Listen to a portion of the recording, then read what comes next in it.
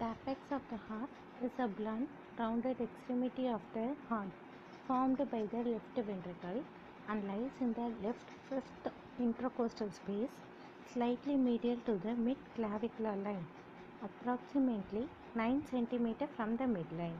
This location is useful clinically for determining the left border of the heart and for oscillating the mitral valve. Its posterior aspect, called the base, is formed primarily by the left atrium and only partly by the posterior right atrium. Its right border, that is acute border, is formed by SVC, right atrium, and the inferior vena cava, and its left border is formed by the left ventricle, that is aortic arch, pulmonary trunk, left auricle, left ventricle. The heart wall consists of three layers: inner endocardium, middle myocardium, and outer epicardium. The sulcus terminalis in groove.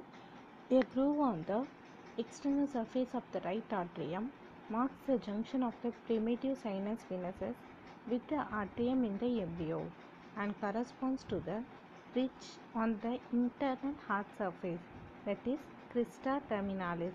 Internal heart surface is crista terminalis. External surface of the right atrium is sulcus terminalis. The coronary sulcus, a groove on the external surface of the heart, marks the division between atria and ventricles. The crux is the point at which the interventricular and interarterial sulci cross the coronary sulcus. The cardiovascular silhouette or cardiac shadow. This is the counter of the heart and the great vessel seen on the posterior anterior chest radiograph. Its right border is formed by the superior vena cava, right atrium, and the inferior vena cava. Its left border is formed by the aortic arch, pulmonary trunk, left auricle, left ventricle. Its inferior border is formed by the right ventricle and left atrium. It shows no border. Internal anatomy of the heart. Right atrium. This is an anteriorly situated rough-walled atrium proper and auricle lined with the pectinate muscle, and posteriorly situated smooth-walled sinus venerum into which the two vena cava open.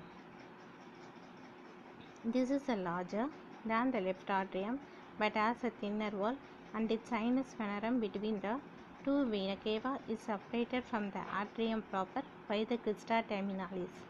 This has a right atrial pressure that is normally slightly lower than the left atrial pressure. Contains the wave of the inferior vena cava called eustachian, and the wave of the coronary sinus is Thespesian. Right auricle. This is the conical muscular pouch of the upper anterior portion of right atrium, which covers the first part of the right coronary artery. Sinus venarum cavarum. This is the posteriorly situated smooth-walled area that is separated from the more muscular atrium proper by the crista terminalis.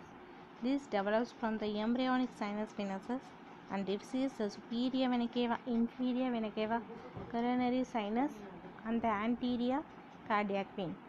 Pectinate muscle. They are the prominent ridges of the atrial myocardium located in the interior of both auricles and the right atrium.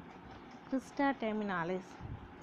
This is a vertical muscular ridge running anteriorly along the right atrium wall from the opening of the superior vena cava to the opening of the inferior vena cava, providing the origin of the pectinate muscle.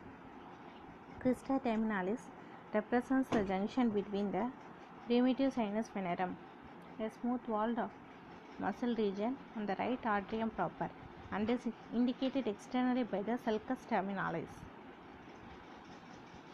Venae caudis minimi. These are the smallest cardiac vein, which begins in the substance of the heart endocardium and the innermost layer of the myocardium, and end chiefly in the atria of the foramina venarum minimarum caudis.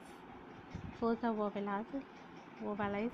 This is an oval-shaped depression in the interarterial septum and represents the site of the foramen ovale through which the blood runs from the right atrium to the left atrium before birth. The upper rounded margin of the fossa is called limbus fossae ovale. Left atrium. This is smaller and the thicker walls than the right atrium, but its walls are smooth except for the few pectinate muscles in the auricle. This is the most posterior of the four chambers, lying outside to the right atrium but anterior to the esophagus and shows no structural borders on the posterior anterior radiograph. This receives the oxygenated blood through the four pulmonary veins. Right ventricle. This makes up the major portion of the anterior surface of the heart. Contains the following structure: trabeculae, carneae, cordis. They are anastomosing muscular ridges of the myocardium in the ventricles. Papillary muscle. They are the cone-shaped muscle enveloped by endocardium. Extend from anterior and the posterior ventricular wall and the septum, and their epixes are attached to the chordae tendineae. Contract to tighten the chordae tendineae, preventing the cusp of the tricuspid wave from being averted into the atrium by the pressure developed by the pumping action of the heart.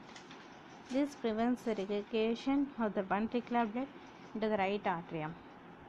Chordae tendineae. They extend from one papillary muscle to more than one cusp of the tricuspid wave. Prevent aversion of the wave cusp into the atrium during the ventricular contraction. Conus arteriosus. This is the upper smooth walled portion of the right ventricle which leads to the pulmonary trunk. Septomarginal trabeculae. This is an isolated band of the trabeculae carneae that forms a bridge between the intraventricular septum and the base of the anterior papillary muscle of the anterior wall of the right ventricle. This is called the moderator band for its ability to prevent over distension of the ventricle. Carries the right limb Purkinje fibers of the atrioventricular bundle from the septum to the sternocostal wall of the ventricle. Fourth septum. This is the place of origin of the septal papillary muscle. This is mostly muscular but has a small membranous upper part which is the common site of the ventricular septal defect. Left ventricle. Lies at the back of heart and its apex is directed downward, forward and towards the left.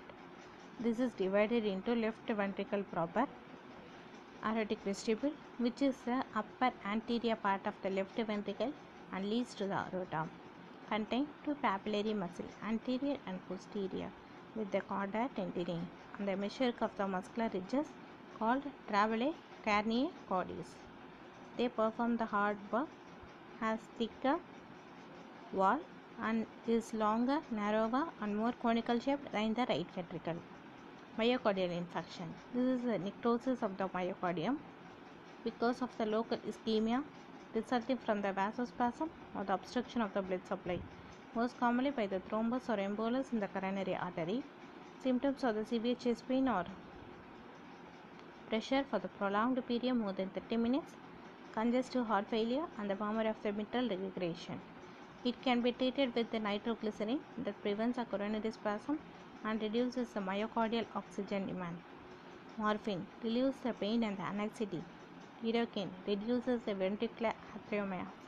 Atropine restores the conduction and increases the heart rate. Angina pectoris. This is characterized by the attack of the chest pain originating in the heart and felt beneath the sternum. In many cases leading to the left shoulder and down the sternum, it is caused by the insufficient supply of oxygen to the heart muscle because of the coronary artery disease or the exertion or emotion.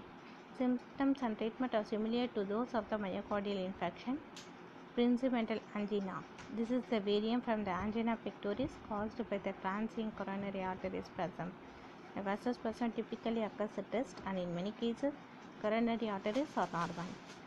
Electrocardiogram exhibits the ST segment elevation rather than the depression during an attack, and the prolonged vasospasm may lead to the myocardial infarction and sudden death. Nitroglycerin, nifedipine, amlodipine, bisalate, and the calcium channel blockers that can prevent the artery spasm. Smoking is the most significant risk factor for the spasm.